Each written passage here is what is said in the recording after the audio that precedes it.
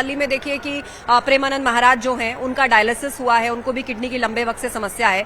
तो क्या आयुर्वेद के माध्यम से इसको भी क्योर किया जा सकता है? जो प्रेमानंद महाराज के फॉलोअर्स हैं वो जरूर जानना चाहेंगे, क्योंकि वो उनकी हेल्थ के लिए बहुत चिंतित रहते हैं। मैंने भी पूज्य महाराज जी के शिष्यों को कहा है कि हम पूज्य महाराज जी की स्वास्थ्य को लेकर चिंतित हैं, उनकी सेवा करना चाहते हैं, तो मैं करूंगा बात पूज्य महाराज जी से। हमने लीवर फेलियर, किडनी फेलियर को लीवोग्रिड, रीनोग्रिड से, मंडूकासन, पवन मुक्तासन से, अनार, पपीता, बग्गू गोसा बहुत अच्छी चीजें, और खाने में पहले है ना सीक्वेंस ये रखने चाहिए, पहले अनार, पपीता, सेव, बग्गू गोसा, थोड़ा अभी जैसे गाजर मूली बहुत मिल रही है अभी सर्दियों में, थोड़ा वो पहले खाना चाहिए। ये दिन में खाना चाहिए, शाम को खाना चाहिए? ये एक सलाद कभी भी खा सकते हैं, और खाने के पहले वैसे खाना 2 बार खाना चाहिए, एक बार दोपहर को, एक बार शाम को। सुबह नाश्ता नहीं करना चाहिए, तो 14 घंटे का उपवास हो जाएगा। इसको इंटरमिटेंट उपवास बोलते हैं। उससे पूरी बॉडी डिटॉक्स रहती है और किसी भी तरह से वेट और कोई भी इन्फ्लेमेशन शरीर में नहीं बढ़ता, वो बहुत जरूरी है। थोड़ा सा राजनीति की ओर चलते हैं। बिहार में चुनाव चल रहा है और राहुल गांधी ने एक बार फिर से प्रधानमंत्री मोदी का अपमान किया। क्यों करते हैं राहुल गांधी? अच्छा, वो करके ना मोदी का कद और बढ़ा देते हैं। अब मोदी साहब का जो चरित्र है वो हिमालय जैसा है। अब उसके ऊपर जैसे कहते हैं ना, सूरज की ओर कोई थूकेगा तो उसके मुंह पे आके पड़ेगा।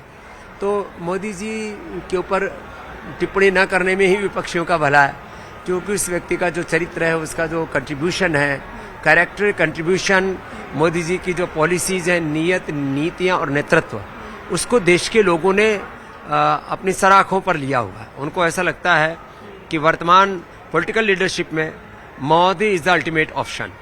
तो अब वो एक लोगों के लिए सबसे बड़े विकल्प के तौर पर है। अब उनके ऊपर मुझे लगता है टीका टिप्पणी ना करके विपक्षियों को ये बताना चाहिए कि वो क्या करना चाहते हैं देश में, तो शायद उनके साथ कुछ लोग जुड़ जाए।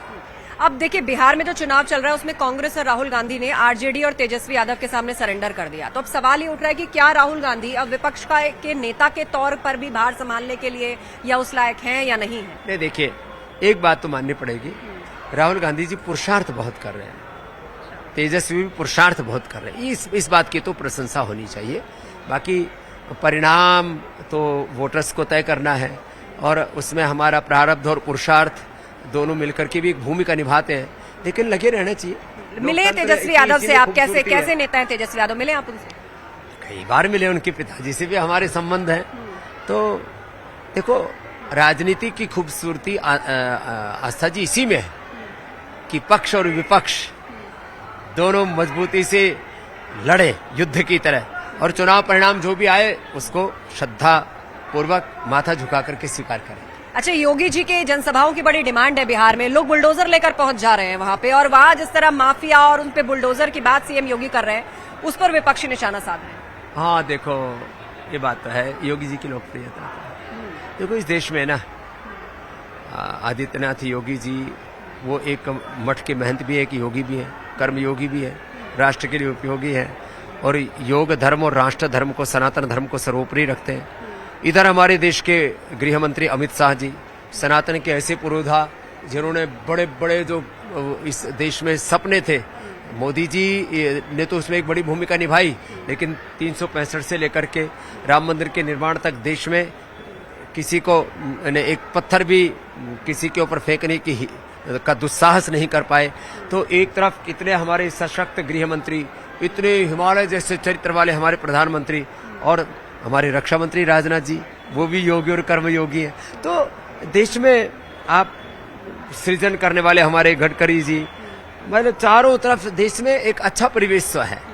हाल ही में अमेरिकी राष्ट्रपति डोनाल्ड ट्रंप ने बहुत सारे टैरिफ लगा दिए, भारत पर भी लगा दिए, लेकिन उसके साथ ना एक स्वदेशी अभियान चल गया। मोदी सरकार ने भी इसको आगे बढ़ाया। आप तो हमेशा से स्वदेशी अपनाओ की बात करते हैं, तो आपको लग रहा है क्या कि अब जब टैरिफ कुछ कम भी हुआ है, लेकिन ये स्वदेशी अभियान चलता रहेगा, इसको क्या बढ़ाया जा सकता है? क्या ये टैरिफ की मात है या जवाब? गया है कि टेररिज्म, टैरिफ वार से देश को बचाना है तो स्वदेशी को अपनाना ही है, उसके अलावा कोई विकल्प नहीं है।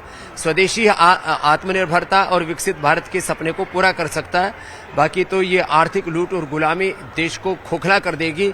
इसलिए राजनीतिक आजादी के साथ आर्थिक आजादी और मैकाले की शिक्षा पद्धति को खत्म करके शिक्षा की आजादी, ये विदेशी चिकित्सा की जिसने लोगों को उपचार कम दिए हैं, लोगों के ऊपर अत्याचार ज्यादा किए हैं, तो शिक्षा की गुलामी, चिकित्सा की गुलामी, आर्थिक गुलामी, वैचारिक सांस्कृतिक गुलामी, रोग भोग नशा अश्लीलताओं की गुलामियों से, ग्लानियों से, कुंठाओं से देश को उभारना तो पड़ेगा। यही भगवत गीता में भगवान श्री कृष्ण ने कहा, यही महर्षि दयानंद ने कहा, कृब्ध मांस में गम पार्थ नैतत्व उपपद्यते क्षुद्र हृदय दौर्बल्यम त्यक्त्वा उत्तिष्ठ परंतप।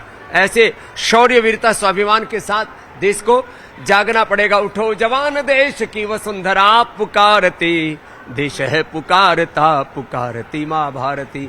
रगों में तेरे बह रहा है खून राम श्याम का, जगत गुरु गोविंद और राजपूत ईशान का। तू चल पड़ा तो चल पड़ेगी साथ तेरे भारती, देश है पुकारता पुकारती माँ भारती। वाह। और अमेरिकी राष्ट्रपति पुकार रहे हैं कि प्रधानमंत्री मोदी बहुत टफ नेगोशिएटर हैं। आपको लगता है ये कि देश के लिए बहुत जरूरी है, टफ नेगोशिएटर ही होना चाहिए। और आज भारत की ताकत है, भारत केवल सबसे बड़ा उपभोक्ता देश ही नहीं है। भारत में जो आज जवान है, भारत में जो किसान है, भारत में जो रचना धर्मिता है, देश के लोगों में आज भी कुछ लोग ठीक है थोड़े आलसी, प्रमादी, नशेड़ी, गंजेड़ी, भंगेड़ी हो गए, होना नहीं चाहिए था हम ऋषि ऋषिकाओं की संतानों को। फिर भी 150 करोड़ की आबादी वाला ये देश, 100 करोड़ से ज्यादा लोग इसमें देश के लिए अपना सर्वस्व आहूत करने के लिए प्रतिबद्ध है। भारत को कोई नहीं झुका सकता। SIR का मुद्दा चल रहा है, अब देश भर में होगा, उसे लेकर भी पॉलिटिक्स चल रही है। आपको लग रहा है कि इससे बट रहा है समाज, किसे जुड़ रहा है? कुछ इधर भी एक स्लोगन लिखा हुआ है, कब तक बटेंगे हम, राजनीतिक रूप में, धार्मिक रूप में, अलग अलग जाति पंथ मजहबों के तौर पर हम जो है बटे से दिखते हैं। ये ठीक नहीं है। इसलिए एक बनो, नेक बनो, श्रेष्ठ बनो, और तभी एक और श्रेष्ठ विकसित भारत का सपना पूरा होगा। संगच्छध्वम सम्मदध्वम समो मनांसी जानतम, वेद का भी यही उद्घोष है। आई लव मोहम्मद का ये जो पूरा मुद्दा चला, अलग अलग जगहों पे लिखा मिल रहा है, इसे विपक्ष कह रहा है कि बीजेपी कर रही है। इंडिया, ये होना चाहिए। I love Bharat. क्यों? आप इस्लाम, ईसाईयत को फॉलो करते हैं, आपकी आस्थाएं भिन्न हो सकती है, लेकिन देश से ऊपर कुछ नहीं हो सकता। इसलिए देश का संविधान, ये सबसे ऊपर होना चाहिए। राष्ट्र प्रेम, राष्ट्र धर्म सबसे ऊपर होना चाहिए। आस्था जी, यही आस्था हमारी कहती है। बाकी तो जो हमारी धार्मिक आस्थाएं हैं, मजहबी आस्थाएं हैं, वो अपनी जगह पर है, लेकिन हमारी मजहबी आस्थाएं हमारी राष्ट्रीय एकता, अखंडता, संप्रभुता में बाधा नहीं बननी चाहिए। मैंने लास्ट टाइम आपका इंटरव्यू किया था, उस वक्त भारत पाकिस्तान पर कार्रवाई कर रहा था।